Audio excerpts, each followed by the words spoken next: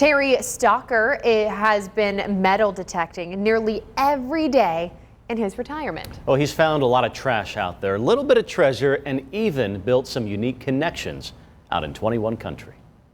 Metal detecting, I retired about 2.5 years ago and just got into it and just loved it. During the summer, I'm usually going 4 or 5 days a week, sometimes maybe even 6. Mainly the city parks and schools. You gotta be careful to get permission where you go a lot of places, but generally if your tax dollar buys it, you can metal detect there. It was another bottle cap. Last year I found approximately $110. This year I'm already up to about $250, but I've had some exceptional spots this year. Normally if you go somewhere and find a dozen quarters, that's great. And I've been to a spot this summer that every time I'd go, I'd find 70 to 80 quarters in a 2-hour period. And you don't divulge where that is because you would have dozens of people running there. I've got a bunch of matchbook cars, which I love finding them. Jewelry, you just never know what you might find. And even in one park, I found $4 sitting right on top of the ground. Oh, I've got a Crotel bell, which was used back in the early to mid 50s.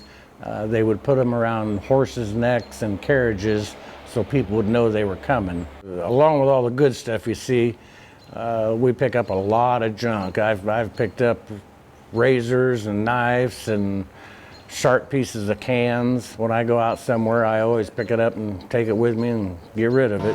Found the ring right in this area. I thought it was a penny, but was definitely surprised when I picked it up. It was about 3 inches down in the ground, so it was not real hard to detect, but just surprised the heck out of me when I picked it up and it was a class ring. And I had a lot of my possessions in my car, and my car got broke into, and some things that are irreplaceable were stolen, and my class ring was also in that. Roughly 20 years ago is when it was stolen. Last year is when Terry contacted me through Facebook. He asked me if I'd ever lost a ring in Fort Wayne, Indiana. He came out just within an hour to the house here to pick it up, and he was just shaking when he got it back. I never imagined I'd ever get it back. I figured it was gone forever.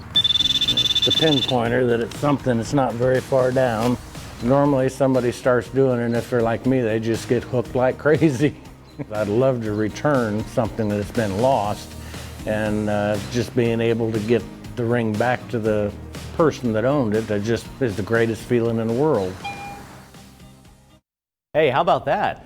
Terry plans to share his display of metal detecting finds with you at the Grable Country Fair that's coming up in September.